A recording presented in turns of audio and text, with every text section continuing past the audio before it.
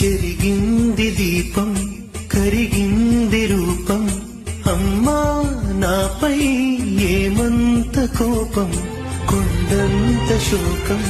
నేనున్న లోకం నన్నే చూస్తూ నవ్వింది శూన్యం నాకే ఎందుకు శాపం జన్మల గతమే